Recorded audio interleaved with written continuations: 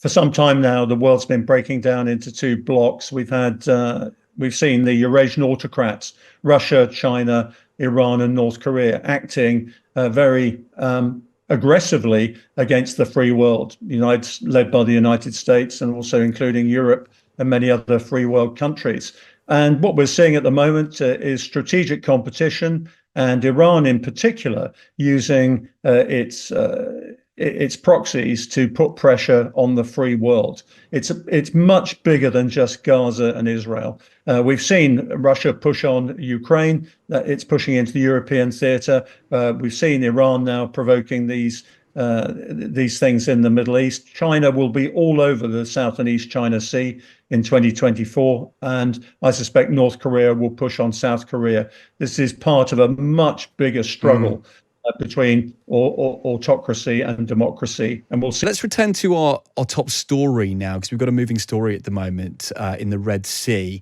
US Navy helicopters have destroyed Houthi boats. That's after they attempted to board a container ship there. This problem has been going on in the Red Sea for months. Let's talk to Dr. Chris Parry, former Royal Navy Rear Admiral, who served as a Director General at the Ministry of Defence and as a NATO commander.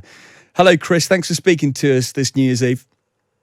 Hello and Happy New Year. You too. Now, the rise in Houthi attacks has meant that a lot of shipping firms have had to divert their vessels away from the Red Sea. How big an impact has this been? Well, I think the shipping industry has seen disruptions before. We saw the stranding of the large vessel in the Suez Canal. We've seen threats in the Straits of Hormuz and also harassment by Chinese Coast Guard in the South China Sea. So I think the industry's used to it. But be in no doubt, this is one of the major choke points and shipping routes of the world. And in particular, it brings goods, oil and gas to the free world. And I think it's significant geopolitically that all the oil and gas that goes to China, India, hasn't been interrupted because, of course, it doesn't go through that route. And I think what we have to recognize is this is Iran acting through the Houthis, imposing costs on the free world, for supporting Israel in its fight against Gaza. Chris, there has been international action to try and stop this this year, in the last 2 months specifically. Operation Prosperity Guardian. Can you explain what it is?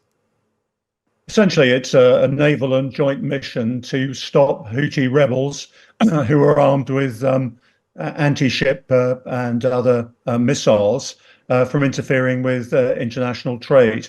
And of course, when you go through a narrow strait like the Bab el-Mandeb, just off Aden, those ships are very constrained in the way they operate, the way they navigate.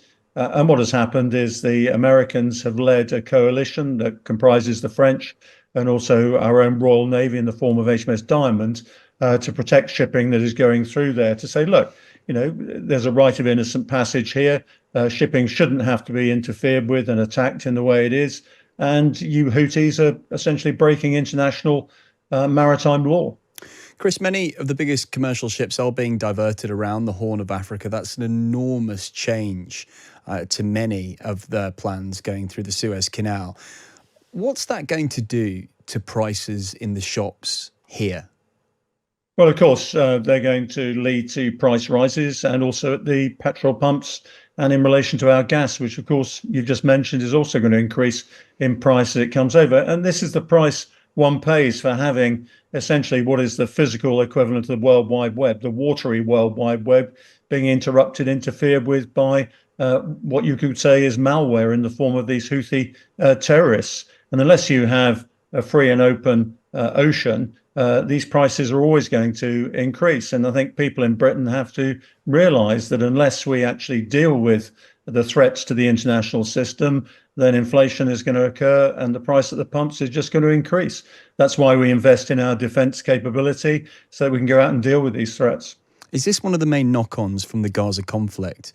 I mean, they do blame what they're doing, the Houthis, on Israel's restrictions on aid into Gaza. However, the Houthis do have a slogan, don't they? Death to the US, death to Israel, and curse the Jews. So it's clear who the international community are dealing with here.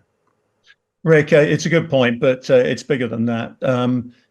For some time now, the world's been breaking down into two blocks. We've seen the Eurasian autocrats, Russia, China, Iran, and North Korea, acting very aggressively against the free world, led by the United States and also including Europe and many other free world countries.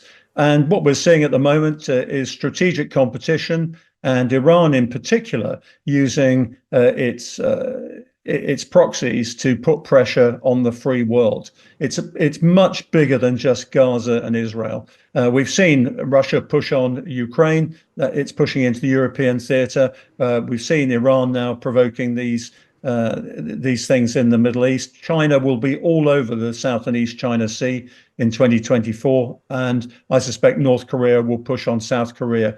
This is part of a much bigger struggle between autocracy and democracy, and we'll see more of it in 2024. Chris, specifically on what's going on, though, in the Red Sea, the fact that the US is now taking this decisive action alongside Operation Prosperity Guardian, so the international response, does that suggest that we are going to see a quicker and more aggressive response from the Americans when any international ship is potentially boarded by this terrorist group? I think certainly at the moment, I think the Americans and ourselves will want to contain this crisis in the Red Sea. We don't want to link it to these broader crises because obviously escalation can occur. But the minute I think the Americans, and I think we're getting to that point pretty soon, can't cope with the weight of missiles that are coming through. And we mustn't forget that the missiles and drones used by the Houthis cost a fraction of the missiles that are used to shoot them down. So the cost ratios are not going to be good. And the Americans are going to say, look, we've had enough now. And I suspect the Eisenhower carrier battle group is going to be very active soon in taking out Houthi missile launchers and command systems. Chris, always good to speak to you. Thanks so much for your time. Happy New Year. Happy New Year to you.